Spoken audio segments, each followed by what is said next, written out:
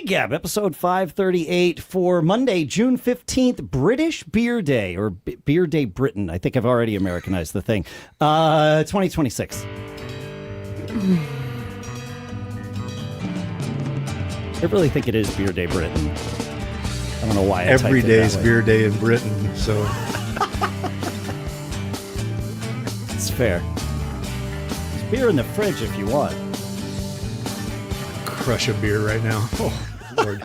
Greetings, folks, and welcome to Gig Gab, the show by, for, and about working musicians, usually. And here in Durham, New Hampshire, I'm Dave Hamilton. And this episode is going to be a little different. My guest co-hosts today are two Rush fans. And this episode is going to just be, you get to be a fly on the wall for conversations that were going to happen anyway. And when we realized that, we decided, well, we'll just kind of like do this together. We'll press record and see what happens. And if you're hearing this, it means that it didn't go all together badly. I don't know if I would go so far as to call any of us Rush nerds. I'll let you folks be the arbiters of that. But we're definitely going to get nerdy and let our excitement for Rush's current tour and just Rush in general sort of lead the way. Whatever other reasons you might know of any one or more of the three of us, for today's episode, we are Rush fans. And 100%. With that, I am happy to welcome two people. One person who's brand new to the show. You've never been on this show before. My son, but also Rush fan, Lucas Hamilton. Hey, great to be here. Yeah, good to have you. Lucas, what choice did you have growing up with this guy? I mean, you didn't really have a choice, right? I didn't. No, this is my first time on Gig Gab, but not my first time on any of his podcasts. So. That's true. That's true. Yeah. Been pulled into it before. And if that voice, that third voice isn't familiar to you, not his first time on Gig Gab, I believe this would make it your fourth appearance, but never do public math. Among all the many other things, Rush fan, Robert Scovill. Thanks for coming on the show. Amen, brother. Yes, yes, I am one of the Rush faithful. There's no doubt about that. So let's start with nerdiness, but I do want to get into the Rush origin stories, which you already sort of alluded to with Lucas.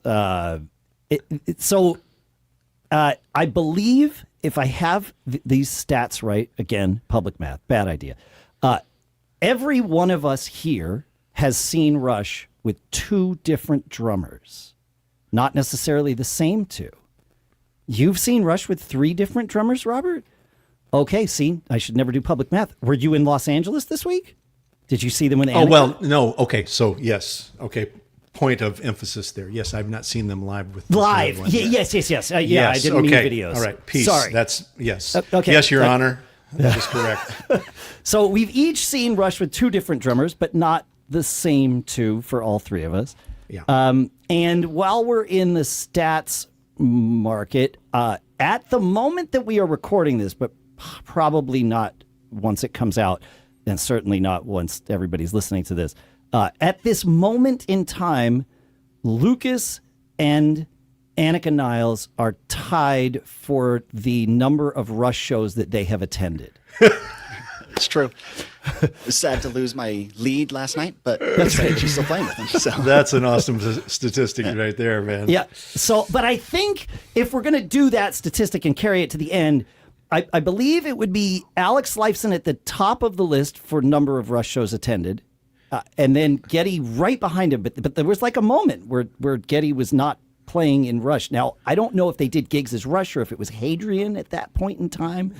Yeah. I don't know. Good questions. Right? But then, you've got Geddy and Alex, or Alex and Geddy somewhere at the top there, and then blah, blah, blah, blah, blah, Robert Scovill, and then blah, blah, blah, blah, blah, Dave Hamilton and Lucas and Anika. I didn't know we were going to nerd this hard, man. I mean, that's going strong right now. There's somewhere in there. There's blah, blah, blah, and then there's you, and then blah, blah, blah. I mean, you've been to a lot of Rush shows. But let's start with that origin story, because when we first nerded out on Rush, without the tape rolling, the whole two drummer thing, I did not realize how long ago you became a Rush fan, Robert. Oh my gosh, yes. I mean, I lived in St. Louis You know, I grew up in St. Louis, which is one of the towns they broke in. That was one of the early towns, early cities for Rush. And I remember seeing them at a KC kite flying contest. Oh, it might have been, gosh, I don't even know who they were opening up for. They might even been the headliner. I don't know. But this was early 70s.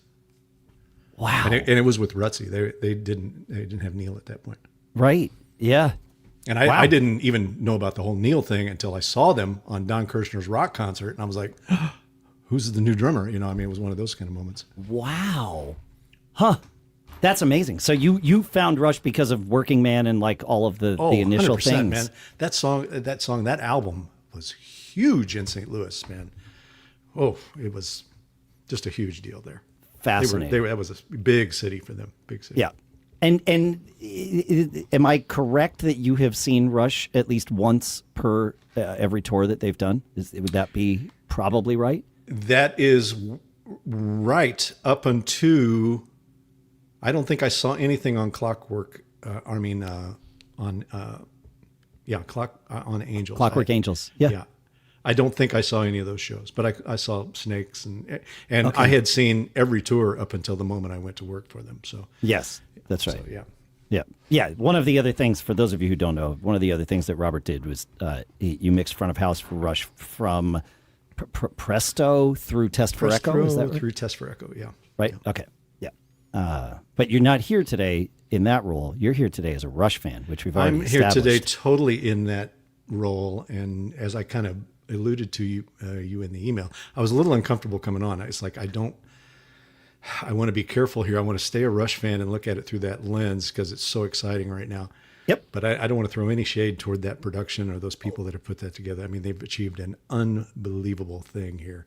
And they deserve every ounce of credit for it. Don't let me steal any of that spotlight. So yeah, no, that's not why I asked you to be here. This was a very last minute thing that sort of all just fell together in less than 24 hours, and it was it was just okay. I want to talk to other Rush fans about this. So, Lucas, you why don't you explain your Rush origin story so people understand what we just did this week and why? Yeah, so I had never really listened to Rush before R40. I knew that Dave was a huge Rush fan growing up because I grew up around the house with him, and that was hard to miss. But as R40 came around, I quickly got the sense that this was something that was going to be very important. We were all going to go. And like I do for a lot of concerts that I go to, I prepped and listened to the music before we went. And he put together a nice playlist of what they'd probably play. And we went, and it was incredible, obviously. And after that, I just kept listening and figured maybe I'll see him again, maybe R50. Because I knew at that point it had been about every 10 years and figured, all right, give it another 10. And then thought maybe this won't happen. And here we are. We just came back from LA. So I feel you. It's been a long time coming. Similar, Yeah. I've been a Rush fan since I was about 14 and saw him starting with the Power Windows tour. So I've now seen Rush with, I believe, 4 different front of house people, right? Because that would have been John Erickson. That would have been Erickson, yeah. Then you, then Brad, and now Brian Worthen is doing it. And I mean, I could sit here and try to compare who was the best sound engineer for Rush, but like the equipment's so different. It's meaningless. They're just. I look at them as just different eras. It's different eras, and candidly, and I don't say this to inflate. Well, maybe it's to inflate everybody's ego that's ever been tapped to do that role.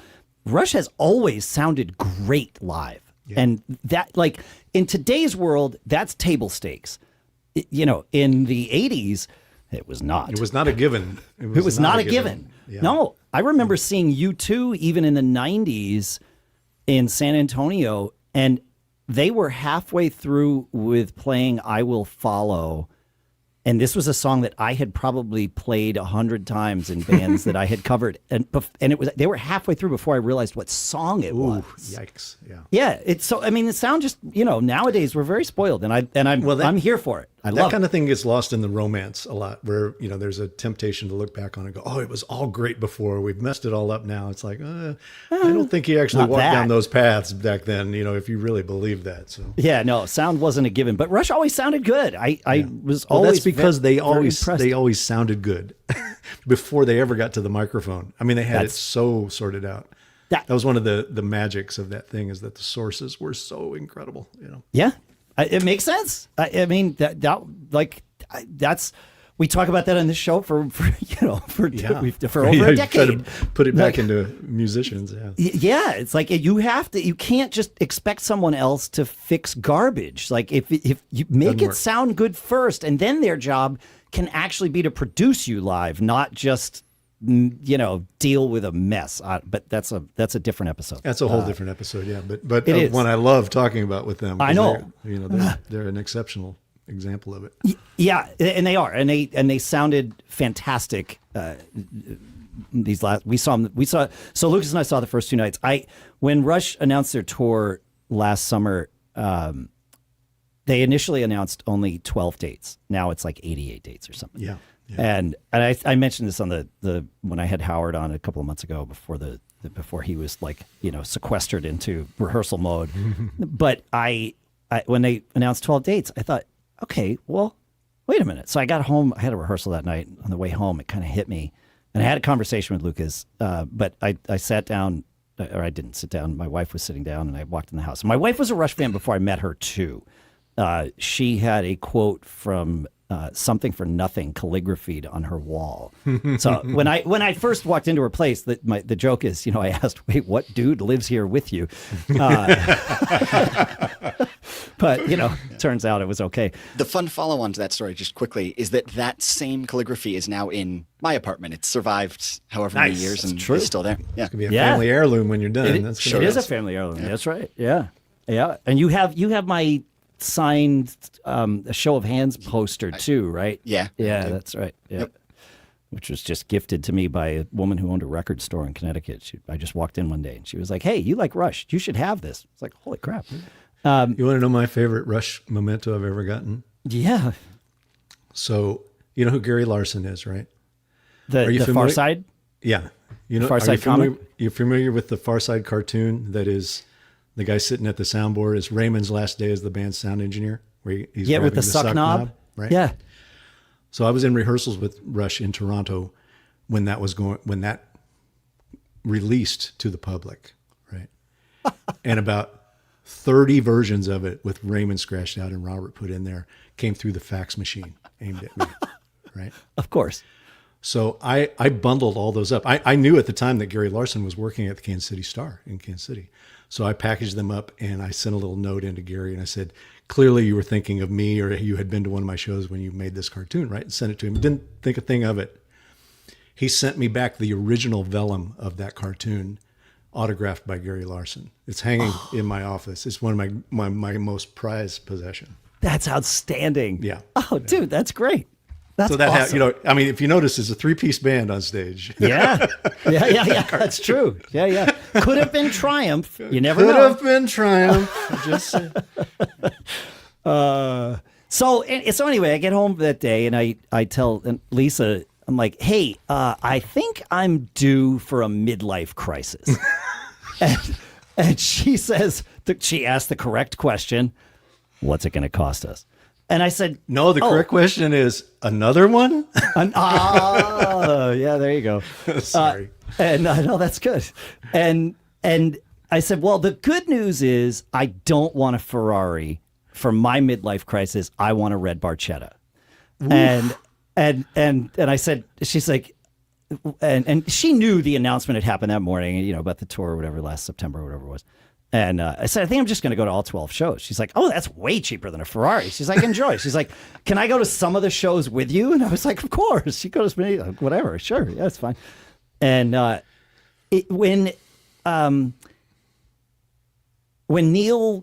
band kind of announced their retirement, which was sort of a soft announcement, but it was pretty clear, in a lot of, you can read it. You didn't have to read too many tea leaves to realize, okay, Neil has made it clear he doesn't want to tour anymore. Yeah. And I kind of figured at that point, Lucas was just becoming a Rush fan, like he said. And I kind of figured, well, those other guys want to play. They're going to convince him to do a residency somewhere, probably in LA, like near his house, so that he can be home with his family. He can take his kid to school. He can go to work. He can come home. Like, it's all fine, right? Like, this is going to happen, And then, of course, January of 2020 came around. And like, I don't think I'd ever even shared this idea. But I figured, well, when they do that, Lucas will be off at college or whatever, and wherever he is and wherever I am, we'll just fly to whatever city it is, and we'll go see Rush. Like, it'll be fine. It'll be great. And then, of course, when Neil passed, that idea, that dream went away. And then last September, it sort of came back. And so I called Lucas and I told him, I'm like, I had this idea that I never really told you about because, it kind of died on the vine, so to speak. And I said, but now we'll just pick a city and let's go. And he said, because they weren't, those first 12 dates, none of them were within like driving distance of us. I think New York was maybe, I want to say, but that's about a 5-hour drive. And I'm like, so we'll just pick wherever you want to go. And it didn't take very long for us to say, well, if we're going to do this, we're going to opening night. Like obviously we're going to do this. And so that's what we did this week was we saw nights 1 and 2 of the tour in LA. And that's kind of how we got there. But yeah. Well, let me ask the elephant in the room question, right? Are you not just emotionally exhausted, but at the same time just exuberant from seeing those shows? I mean, I watched it from afar, and I am still buzzing. Yep. Yeah. You want to take it? You're gonna put one of us in tears here, if not both, Robert. Hey, man, I've been there. Okay, same. I feel seen right now. Yes, I feel seen. Yes. Oh yeah. I mean, I knew that this was going to be an emotional trip and weekend and all of that going in. But when I first saw them on stage, and I'm not going to ruin anything. Oh, no, actually, I'm going to stop right here. We're going to allow spoilers for this episode. So if you haven't seen Rush on this tour, this is probably a great time to stop listening if you don't want to learn the set list.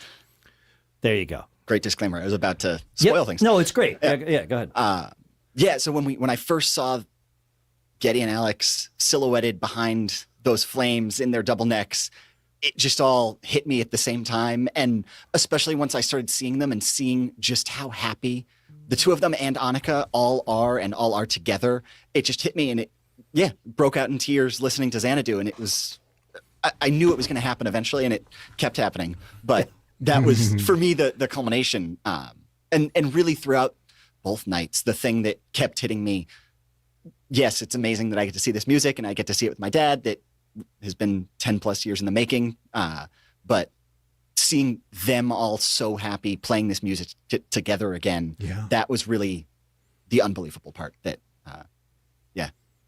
Yeah, that first night, I mean, Lucas said it very well. Going in, I knew that this was going to be an emotional thing. This is a band that I've loved since I was 14 years old. There's no, and I loved. I was looking forward to that. I didn't know when it or how it was going to hit, but I knew it was going to hit, and I was going to embrace it with open arms. And that first night was like all emotion, because here are these songs that I never thought I'd be able to see when I went. Primus, I don't know, sometime 2019, I think it would have been, toured and played A Farewell to Kings, the entire album for their second set. And they were playing like 5,000 seaters. And I remember being there and thinking, okay, Dave, soak this in, because these songs are built to be played in larger venues. And sure, I can go see great Rush tribute bands, and there are some fantastic ones. And I can see them play those songs in 500 seaters, and that's great, sure. But to be able to experience this with thousands of people, I thought the Primus thing might be the last time. And I remember being intentional about just really take this in. And, when everybody screams Xanadu at the top of their lungs, just enjoy that moment. And so to have that moment come back around with Rush in an arena playing it was very, I'm getting chills just reliving it here. Yeah. And well, the fact that they opened with Xanadu too was just, to me, it was just, I mean, you talk about making a statement, right? And, it's kind of, I'm older now, so I keep having all of these kind of circle of life moments.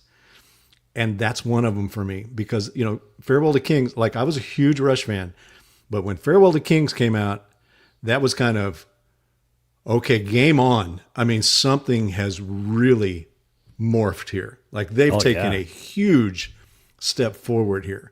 Now think about the albums that came before Farewell to Kings. Yes. And yet when he got there, it was just like, and for me, it was the whole package. Like, I remember hearing that record. I remember opening that record and looking at those photos that are on the inside, like reading the credits, everything. And then, the song Xanadu, it was just one of those moments like, where is this coming from? Yep. Like this, even at that age, I think I had this moment of, I've said this before, they are a singularity. There's nothing like them. No. Musically. And one of the things that backs me up when I say this is, when you listen to their music, try to identify their influences.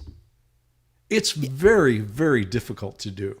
Yeah, you can do that with the earlier records, right? I mean, very easily, in fact, with this, the first record for sure. But even, like 1, 2, 3, maybe like 2112, like there's moments of, I don't know where this came from. And then moments of like, I know exactly where this came from. Yeah. Well, and by the time they got to Farewell to Kings, and think about this statement that I'm going to make here now, compared to 2112, et cetera, the whole thing became so cinematic. Yeah. Like just the production, the sound quality, everything was it just moved up a huge level. Whole different thing. And it was really validating for me to kind of think these kind of things when Rick Beato did a breakdown of Xanadu. Have you seen it? Yes. It's absolutely awesome. And I just remember, and then I kind of, think back to the first time I ever mixed that song live. I mean, it was a complete moment of validation. I mean, it was just like, wow. I mean, it's like, intrinsically, I knew every move of every part that was coming in that song. I didn't have to rehearse it. Before you got the call for the gig, even. That's right. Yeah. So it was, the fact that they were going to now open with that, I was just like, hell yes. And there was much discussion online and speculation, and even just amongst Lucas and I was like, well, I wonder what they're going to open with. It's like, it's probably going to be something like Spirit of Radio, or one of those sort of classic Rush opening songs that they might do. And I mentioned to him, I was like, though, like Moving Pictures Tour, they opened with 2112. I'm like, can you imagine being and there's a lot of people, probably many listening here, the kid who bought Moving Pictures and knew like Tom Sawyer and Limelight, and now, the lights go down and you get that, right? And it's like different. And I think we even had that conversation sitting, waiting for the show to start. Yeah. And then, they go through the whole opening video and sequence, which really kind of delivers you to Xanadu. But even with that delivery, like I still didn't expect it until it was like, wait, holy crap, they're playing and the two of us looked at each other like, what? They're going to open with Xanadu. They're going to do it. Like they already made this decision. Like this. Well, and part of the thing I loved about it, I mean, we're just guessing here. I mean, we're just sure. That's the beauty of this. Yes, none of us knows anything that you don't. Right. I don't have any right. inside track to any of this information. Yeah. But I thought, wow, what a perfect song to introduce Anika to the audience here, right? Because it's got all of Neil's atmospherics in it. Yeah, the first thing she's doing is playing like wind chimes and temple blocks. All of this stuff that Neil, I don't want to say invented, but he really took that to a new level in that genre of music, Yeah, the orchestral elements of percussion, integrating the orchestral elements of percussion that way with the drum set. And it really was like a Farewell to Kings. Like that's where that really happened. Yeah. That's kind of what I'm saying, so and then on top of it, not that we have to go here, but I just thought this was like the magic moment of her fumbling a stick at one of the early fills. It was one of my favorite. It was like being in the room, and there are many videos of what we're talking about here. Yeah. But the one you want to find is one that's not some iPhone camera close up on her. No, it's the side camera. Yeah. No, don't find the side camera. Find the one that shows the full stage, because this is. They do Xanadu, and she's doing her thing, and like playing the parts, and it's like, holy crap, here we are, like this is amazing. And I turned to Lucas and I said, and there was much discussion of, is she going to play Neil's like signature fills and all that stuff? And the answer is, for the most part, yes. Like she understood the assignment. She got the assignment. Absolutely. No, yeah. And I turned to Lucas as like Xanadu is it's sort of warming up, Unfolding. unfolding. And I said to him, like, that first fill that she has, that's a big one. That and then the whole band's in, right? And I'm like, that's Trial by Fire right there. I love it. And she nailed that. That was great. And then they're in the groove. And then they get to that 2-measure kind of thing where they're going, that whole thing. And that's the moment that the cameras are like if the venue cameras are close up on her for the first time. Oh my gosh. And she's in the middle of this fill, like it's this big roundhouse thing, and in the middle of it, the stick in her left hand is no longer in her left hand. Right. And she has this look on her face and the look on her face was even better than the recovery, but the recovery was just as smooth. The recovery was phenomenal, by the way. Was phenomenal. Yeah, like audibly you didn't hear any problem, but everybody in the venue knew that this happened because there's this, 28-foot Anika Nilles on the screen, and all you can see is her face, and she's like turning towards the camera as this is happening, and drops the stick, and you see this kind of very brief look of like, uh-oh, and then she just like grabs the stick and starts laughing as she finishes the fill and lays back into the groove, and that was the moment where it was like, okay, not that I was concerned, she's a great player, but you don't know. Like, you don't know what you don't know. I'll tell you what I think happened there. And I'll say this, looking at it through the lens of somebody who's had to not necessarily perform, but do my thing in front of 50, 60, 70, 80,000 people. When you make a mistake like that early, it just relaxes you. That's the thing. It just relaxed her and just kind of went, okay, all right. Yep. Let's just go do it now. Now we got the first, and I think what I turned to Lucas, we laughed at it, and I turned to Lucas because even if you're in front of 5 people, it's the same thing. You get the first one out of the way, and then everything's good. Like after that, like the pressure's off. It's like, okay, you know what? There it was. That was the one. I'm human just as much. I'm human as anybody. Turns out, live music, folks. This is live art. That's why they make them live. That's why. Yeah, it was. That was that, and.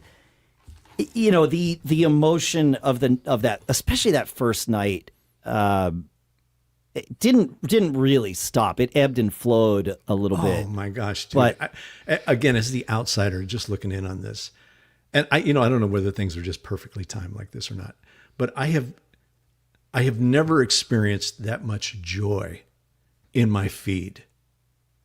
Like every clip of it that comes by, has crowd in it. And they're just cheering these signature fills that they happen as they happen. I've never seen, and just collectively between the audience and the band, I've never seen so much joy. And that was true throughout both nights. It was incredible. The cheers for every signature fill, like would you say, like it almost got, like I don't want to say it was overdone, but like no, but it was also a example of that joy that everyone was just so happy that they were playing and that she could hit all these fills and play everything. And the second night, I would say less so, but the first night, every fill was a huge cheer from the audience. It had to be a sense of kind of relief to some degree to the audience to go, wow, yes, this can actually happen. It happened. It's happening. Happened. Like, it's happening. And the Neil tributes were the songs that they chose for Neil tributes were interesting to me from a set list architecture standpoint, because these Neil tributes are the same songs every night as far as we know, and I think it will remain based on what the tour book says. They'll probably use those as an anchor in the set list, right? They have been anchors, that's right. Yeah. But it's 2 songs that were not. Like, I figured Limelight would be one of them because, Neil's daughter and his widow talk about how that's Daddy's song, right? And that kind of lyrically, thing. It was such correct. Lyrically, a point of emphasis in their career, Yeah, but it's not Limelight. Limelight's not one of those. They are playing Limelight on the tour, but it's Bravado in the first set and Time Stands Still in the second set. Yeah, and. Time Stand Still, that you asked about emotion. That first night, Time Stand Still was having Amy on stage. Are you kidding me?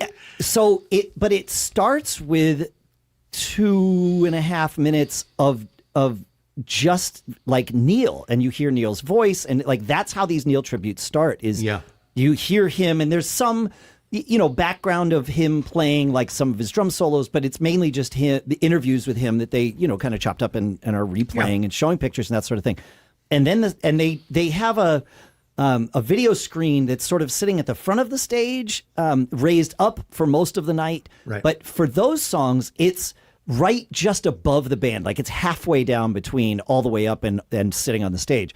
So it's hard to sort of see the band without watching this Neil tribute, which is the point. Like it's they are lighting the band, like they are making some lighting changes, but by and large, you're watching this Neil tribute. So like seeing this, hearing Neil's voice, and then I did not expect, I was hoping to hear Time Stand Still, but I did not expect to hear Time Stand Still. Yeah. And so for that song to kind of burst out of this Neil tribute was like, oh man, holy crap! Like they're gonna play this song. Like, okay, well, and great. The poignancy of that moment, yeah. And then and that song lyrically, I loved it when it came out when I was a teenager. I couldn't have understood it when I was a teenager. Like that song has like I understood it for what my life experience at that time was, and then now that I've had more life experience, it means different things to me, and I realize I'll go out on a limb and say they didn't get the poignancy of that song when they wrote it, what it was going to be 40 years later. Correct. They couldn't have known it. That's fair. And then all of a sudden to realize, wait, Amy Mann's on stage too. Like, what this the is too much, man. It was too much. And then, and not the least of which was, standing there with Lucas. And like, we were in tears during that last verse that, summer's going fast, night's growing colder, children growing up, old friends growing. I mean, you're going to make me cry, Dave. Same. But it was awesome. Like, sorry, Lucas. No, it was. It was like, oh man, it was just one of those moments. Like, holy crap. Yeah. That's one song in the set. And that's one song. So like, and we said this when we were out there in LA, like that first night was amazing. And they played fantastic. Getty's voice, like, I'm impressed. Whatever his health routine is, I want to know. Yep. But going into the second night, we were even saying to each other, like, I'm looking forward to this being more like going to a Rush concert than going to experience this hugely emotional thing with, months, nay, years of buildup, right? And it was... And the possibility for a huge kind of letdown is there, right? When you have a show that's that emotional and that big in scope, to then, and I think the genius of what they did here, I'm going to throw this out early. The genius what they did there is completely change the set list for that second night. If you would have had to come out and just repeat that set list the second night, it would have, the chances of it being a limp noodle are there, That's fair. Because everybody's, emotionally just going to be kind of like, how do you top that first night? You don't. No, you don't. But I think that quote unquote first night is probably, definitely still going to happen, not for them, but for many people in attendance at every show, right? The fact, if you didn't get to the first night, your first night's coming if you want it to, right? You can still go to a show, folks. So, Yeah, but even for them, right? I mean, that first show, all questions were going to be answered in that first night. One way or another. Yeah. Yep. So, there's a lot at stake there. That second night, what shocked me and the moment that really, but it felt more like an inspired concert moment, not this like hugely emotional thing, was when we realized they were playing all of 2112. Yep. Because that was pretty cool. Heck yeah, man. Yep. The last time they did that, you mixed it. Correct. Yeah, that was been on Test for Echo Tour. That's right. Yeah. We did it as we broke apart the set into two pieces, and the second half was all 2112. It was 2112. Yeah. It was another one of those circle of life moments, the lighting and everything was fantastic. We were talking about this a little bit pre-show, but I remember and this is my memory. So you have more of these memories than me. So correct me if you remember differently. But my recollection when they did 2112 on the Test for Echoes tour was that the lights went back in time too. That the way the stage was lit it looked like yellow park cans. Whether it was LEDs or park cans, I don't know. But just the look of it was like, oh, this is what it would have been like. This is what lighting looked like in the 70s, not the 90s. Yeah, I don't want to speak for Howard here, but I always got the impression that there was this attempt to get back to All the World's a Stage for a few minutes, That's what it felt. Okay, well, I mean, so you and I had the same interpretation of that. And I was like, bring it. Yeah, we can ask Howard. Oh, yeah, we were all, I remember being there with a band I was playing with. We were all Rush fans, and it was like, oh, the lights. That's like All the World's a Stage, right? It did. It looked like that. Well, that did not happen this time. This time, no, and I love it, right? This time. Oh, I think it would have been inappropriate here. Right. Now you got so much media at your fingertips. You go all in. We were in the cave. Yeah, exactly. That was like the venue was the cave. That was pretty cool. I mean, this is a sidebar on this, but I've seen talk here recently. I actually posted a post that was like this the other day that was saying, all of this technology, like, video, all this stuff has ruined music now. It's ruined rock music now. We need to get back to what we used to be. And my first thought was, when I'll use 2112 as the example. If 2112 would have come out and we would have had this capability, they would have absolutely used it. Yes. They would have absolutely used it to try 100%. To create this visual narrative at the show. Everything that I saw, there were moments, and 2112 was 100% one of them that said, okay, whatever needs to happen to make this happen at the Sphere needs to happen, because like that that's the cave right there. That's the cave. You want to be in the cave? I'll put you in the cave. Here we go.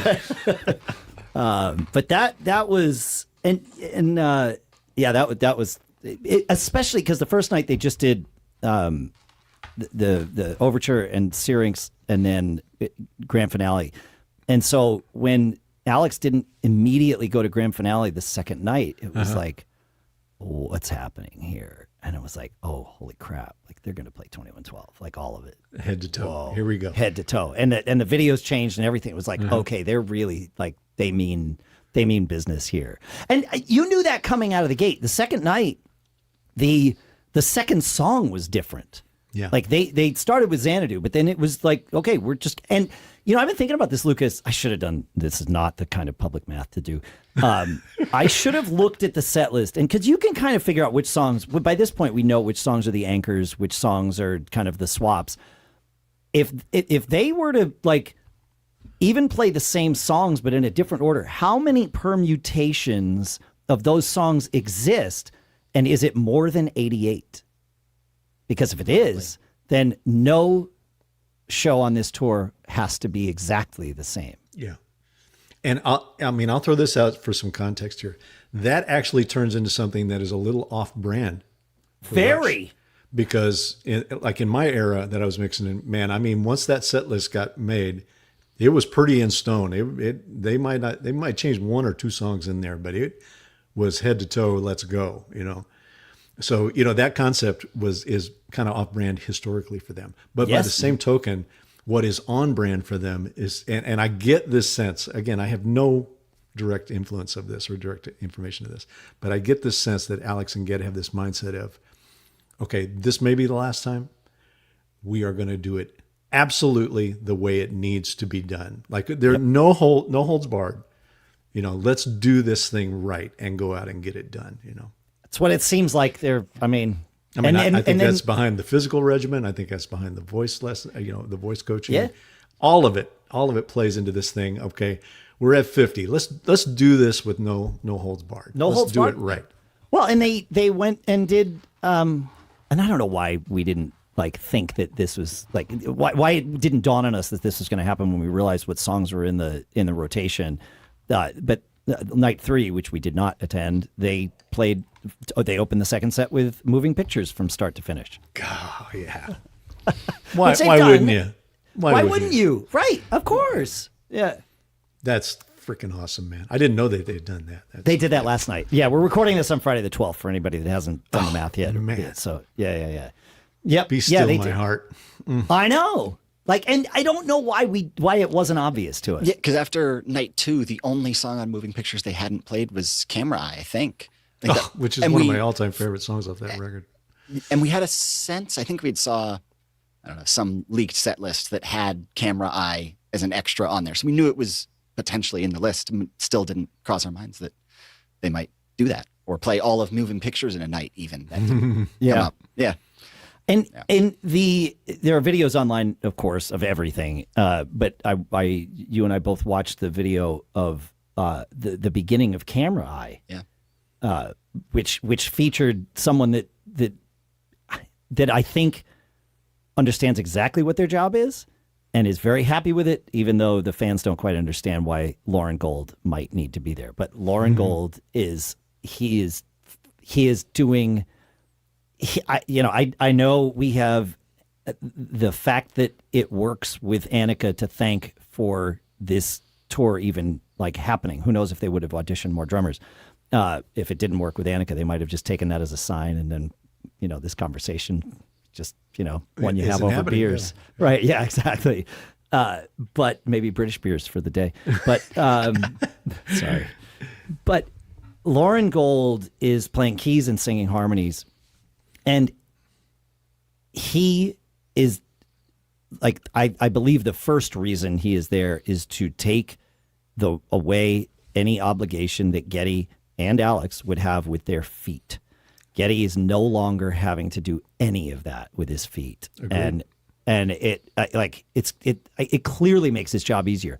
However, the part that really made a difference for me is all those live harmonies. Loren can sing, and he and Geddy sing really well together. There are moments where Geddy and Alex sing well together, and time stands still with 4 of them singing that chorus. Those 4-part harmonies, especially the second night, the sound. We were in a slightly different location of the venue, and like that. It's a big room. It's going to get a little bouncy. Where we were was not bouncy, and those harmonies were like dialed in, and they sounded great. Man, it was like. Well, imagine how liberating it is for Ged to get back to being a 3-piece. I mean, like a literal 3-piece. And having some of those support pieces taken care of. I mean, it's got to be just so liberating for him. Yeah. He doesn't have to play the role of a 4th person, which is what he spent most of the career doing. I still hold that as one of the most amazing things I watched happen in my time there, was watching him learn to sing, play all of those parts. Because, man, they're beyond counterparts, I mean, you look at the rhythm that's being sung versus the bass that's playing a rhythm and melody that's being played versus what he's having to do with his feet. You just go, that's not possible.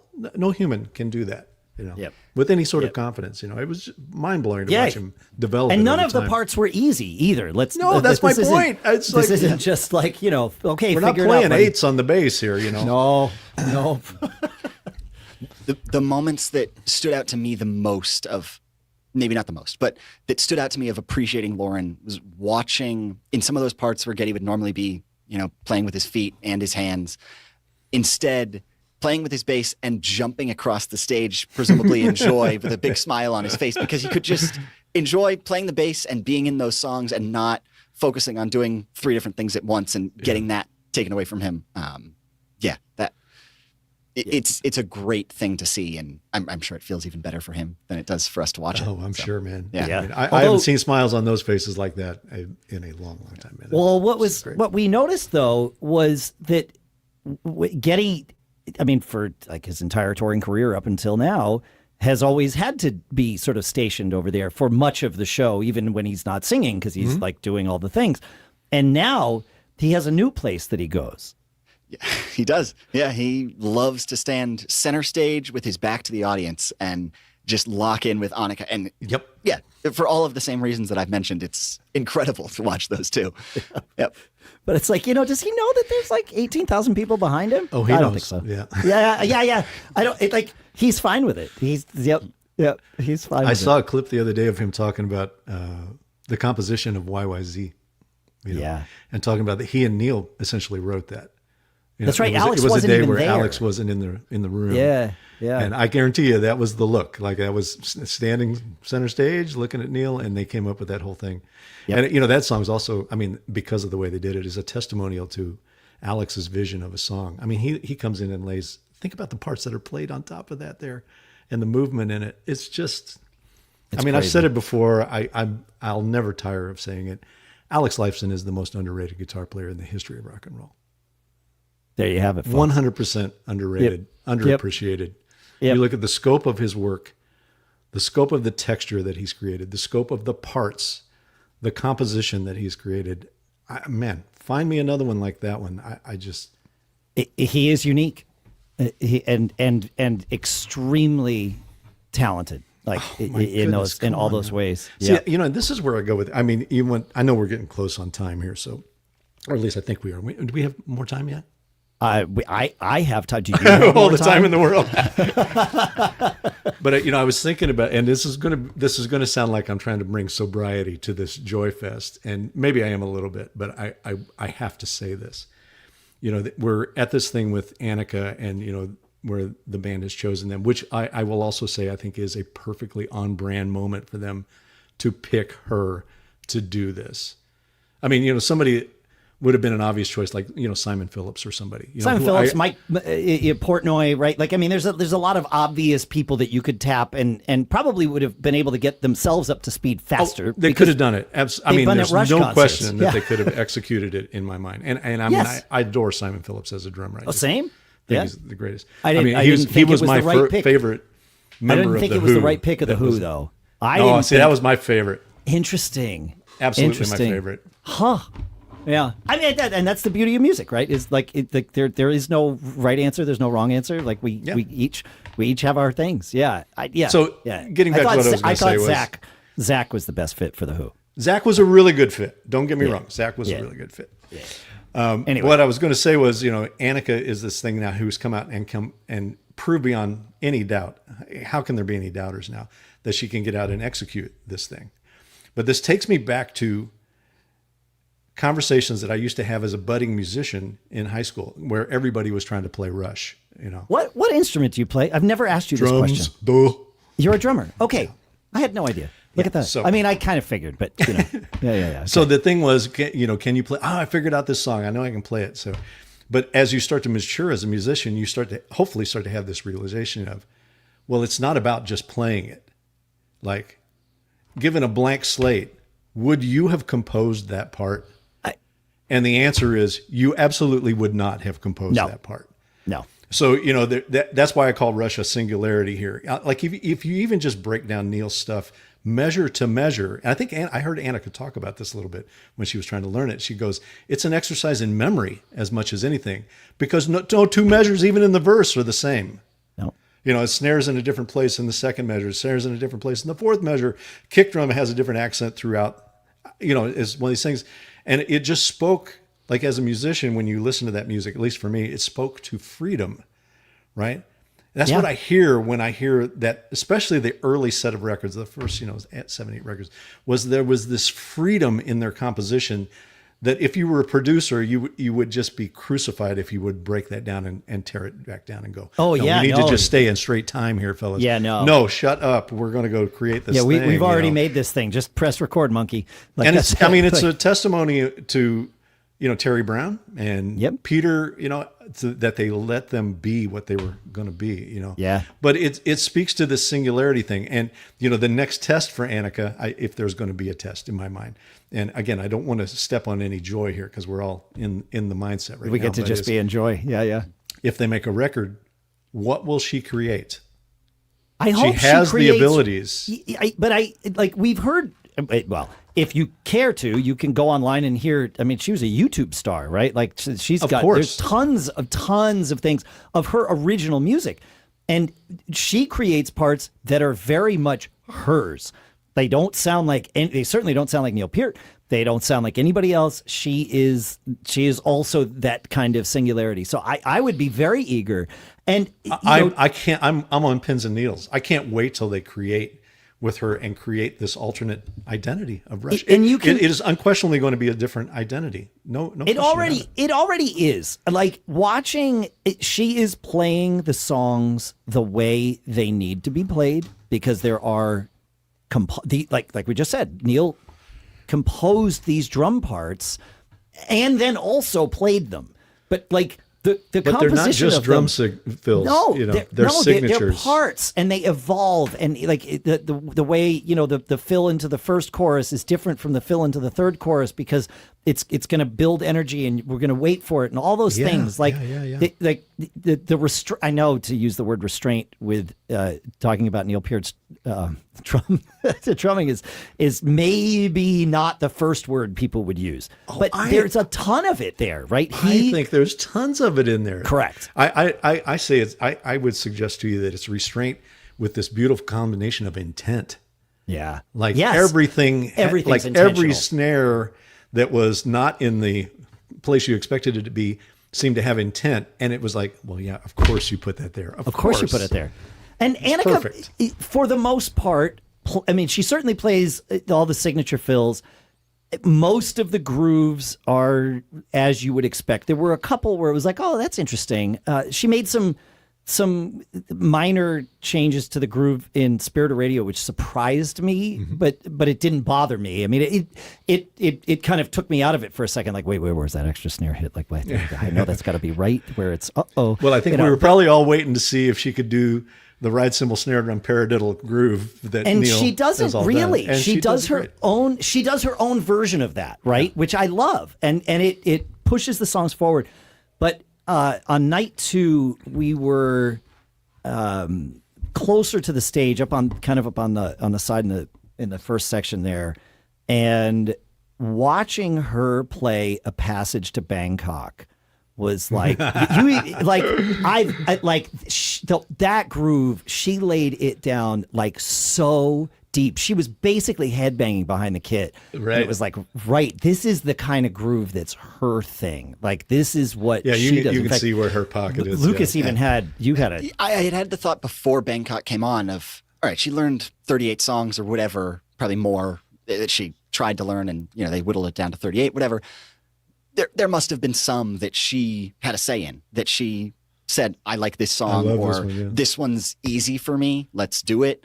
And as soon as Bangkok came on, it was clear to me that was probably one of them. She was so happy and crushed it. That speaks to this idea too. And, I mean, imagine the expectation and the microscope that was going to be on for these first few shows. Did you see the Let's interview come back that and she see did? her and listen to her in a year from now. I want to. Yeah, I know. I cannot wait for those.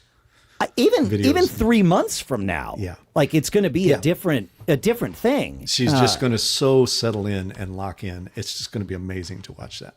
Did you see the video that Rick Beato did with her came out on Tuesday? So 2 days after. I have not seen it yet. So it was really interesting. I just happened to be on my computer. We were sitting in the Airbnb that we had in LA, and I'm like, hey, Lucas, there's this 20-minute video we got to watch before we leave for the show. and it was because he had done the Getty and Alex ones 2 weeks ago or whatever it was, and then and this Anika one showed up, and it was like, all right, we got to watch this. And Rick did a really good job of saying something like, I decided to wait until after the first show to release it. It's like, that's nice of you to say that, Rick.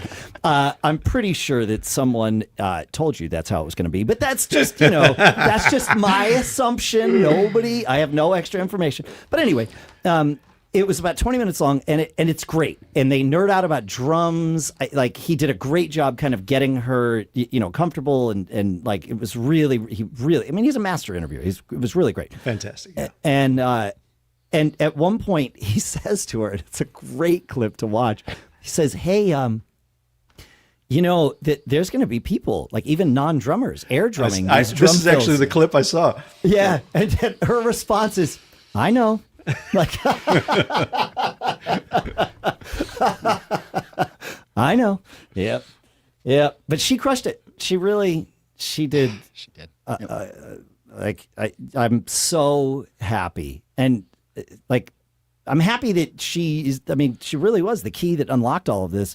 But then also she delivered. Like Well, if both. I had any concerns coming into it, was that whether she was going to be able to play with the power that Neil played with. And all of that was erased for me in the first clip. I saw it and I was like, oh, she's in the game right now, big time. Yeah. You know, Even when she played Finding My Way at the Junos, that was like, that's what answered it for me. It was like, oh, okay. No, she's in. Yeah, she's all in the game right now. Yeah. And she looks, please don't take this as a derogatory comment. She looks strong at the kit. The first thing I noticed was like her biceps when we were watching her. It was like I saw somebody mention the gun show. yeah. It was like, okay, she's we're gonna go there, like, huh? well, she's been working on it. Like, and she even said it in the Rick Beato interview. She's like, I've been, going to the gym. She's like, my body is shaped differently than the guys. And for me, it's like technique and strength training, and I have to do it all because otherwise I can't do this gig. And she's going to, look, Neil was the living example of the toll that playing that kind of set for 30, 40 years takes on your body, on his joints, especially, you know. He was starting to struggle with that even at the end of my tenure there. That's right. He was wearing an elbow brace during Test for Echo. Yeah. Right, I forgot about it. It was that early. I if I have any concerns, I worry about her a little bit on that. It's like, this is going to be a pretty brutal touring schedule here. Yeah. I hope she's going to be able to maintain that physicality and keep it going. They do get nights off. They're not doing any nights back to back. So that's good. Yeah. That'll be a huge change. That'll be a huge help for them.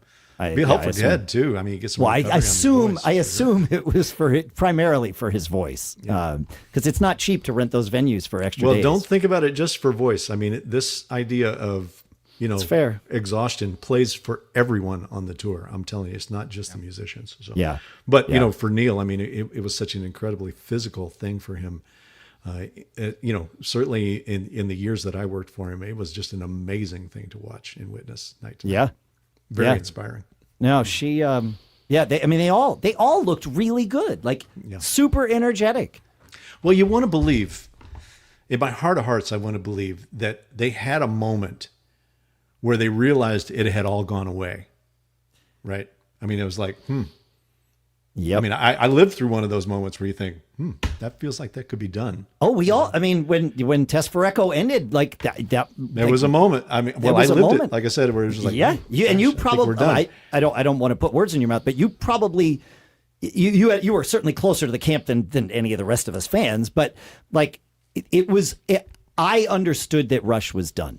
Like that was my interpretation of that, even though there were no announcements or anything. But it was kind of clear. The flip side of that is that now, put 10 years, or, even after they came back, put 10 years on that and realize, okay, we get to go back and do this again. I say this. Get to go back and do it. I say this all the time to people I work with, to try to get them motivated and stuff. Like I see them in the morning and catering, or something, and go, hey, you know what we get to do today? We get to go out and make music in front of thousands of people. Isn't this the coolest thing ever? To kind of kick them out of, I slept horrible on the bus last night. The food's terrible. It's like, hey, you know what we get to do today? Come on, man. Come on. And you know what? Everything. And that it doesn't matter if it's thousands of people or dozens of people. Like because I have to tell myself this sometimes too. It's like, it's like, 3 p.m. I hope they call and cancel the gig. Do you know and it's what like, we get to do? Do you know what I go get to do tonight? Like it's I remember you said that to me, not about music. I was thinking the same. I used to work at a summer camp, and it got exhausting at times for many of the same reasons that you don't sleep, you don't get to eat, whatever, you're busy all the time, you're exhausted. And there was this sign that they had that said, "This is the best job on earth." And it didn't sink in for a couple of years, and then it did, and it hit me. And I was thinking of it as you were talking about this, that it's the best job on earth, whatever it is that you love doing, no matter how much it sucks in the moment, it is the best job on earth. And it's hard to complain about that. Well, you just don't want to realize it after it's all over. Right. You don't want to have to be done, and then a year from now sitting on your couch going, man, what were we thinking? That was the best job ever, Yeah. And I think they might have had that kind of moment, where when you said it to me, Lucas, you were 10.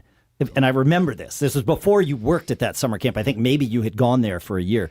I was getting ready. Apple I have this, the other sort of side of my life is this tech side, and we were in Mac Observer for a long time, and Apple occasionally would invite me to go to their press events, Yeah. And this was when Steve Jobs was running Apple, and you would get the invitation like 10 days before the event, 8 days before the event, right? And it's in Cupertino or San Jose or wherever it was, not in New Hampshire. Right. And then it was like, all right, you're invited. But there was no like plane ticket or hotels or anything. Like, you got an invite if you were one of the chosen ones, right? And so I'm like, yeah, I got it. Like, we're all waking up. He's getting ready to go to school. I'm getting ready to go to the airport. And I was kvetching about it. I'm like, stupid Apple. Like, I got to go and travel for whatever, 72 hours for a 90-minute event. Like, this is stupid. And he stops me and he says, think about this, though. He's like, look at what you get to do. You asked me, how many people are going to be there? I said, I know this venue. It's about 200 people. He's like, do you know how many people want to be there? And he's like, all my friends at school want to be there. He's like, I want to be there. He's like, there's a lot of people. He's like, everybody that reads your website wants to be there. Wants to be there. Yep. He's like, this is pretty cool. He's like, and you said to me, you're like, don't, like, I know it sucks, but like, enjoy it for what it is, not for what it's not. And that stuck with me. It's like, yeah, it's Man, good that's advice. pretty sage advice there, buddy. I mean, that's good stuff to feed to your dad there. That's pretty good. Yeah, he took the wind out of him. I was like mid rant. I had a good one going. He just took the wind right out of those sails. Let me set you straight, Dad. Let me set you straight. Yeah. Sometimes we need to be set straight because you weren't wrong. Like not in the least. Like you were 100% right. So yeah.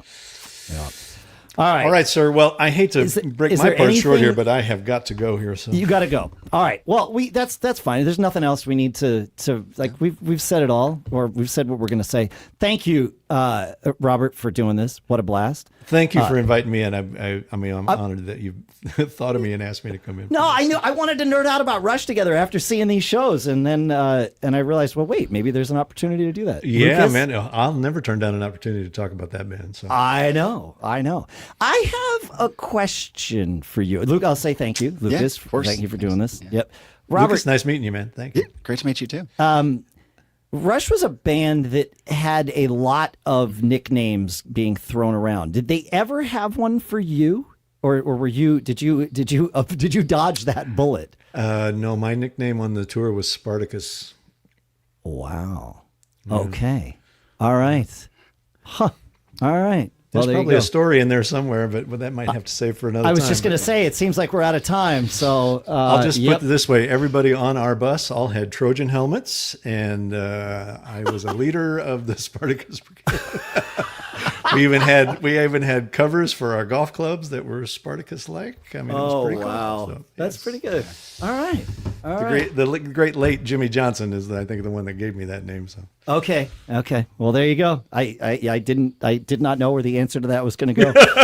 that's not widely known, by the way. I didn't think it was. I looked, I went back and looked at old tour programs. I'm like, it's got to be in here somewhere. It's nothing. Maybe. No, I don't think it ever one. made it into print, other than in our, at the time that I was touring, we had our own newspaper on the tour, and Neil was the editor of the paper. So, we had that going on. So. Oh, man. Wow. I hope you saved copies of those. Oh, yes. I have all of those. Yes. Okay. Good. Everybody had to contribute an article every week. It was amazing. Oh, I see. That's awesome. That's great. Oh, love that. See, I knew we'd wind up with a Rush story out of this. I didn't know what one it would be. Yeah. But I knew it would come out. Those will those will hit the streets someday. Those will make it to the public eye someday. I got to. There you go. Yeah, maybe they have already. Maybe they're on eBay. I don't know. Yeah, I haven't looked, but now, folks, you know to look. Yeah. All right. Thanks, Robert. You've been on this show. We said that there was not going to be any shade about anything, because what shade would there be? Like everything, we're all really positive. Not about me here. It's about them for sure. Right. Well, but what I was going to say was the one that, if the not shades the wrong word, maybe the competitive spirit. Being on this episode now puts you on one more episode of Gig Gab than Brad Maddox. So there you go. That's that. Brad still maintains the longest episode he beats you, I think, by 57 seconds. Oh, I know. nipped at the wire. That's right. That's it. So, with that, you've done this now 3 times, Robert. So I'm going to turn it to you, Lucas. Do you know the 3 magic words that we say at the end of every Gig Gab episode? I have a guess. Okay. I mean, I can put them on the screen for you. It was right. Always be performing. That's it. Come on. Thanks for listening, folks, and we'll see you next week. Well, perfect. Amazing.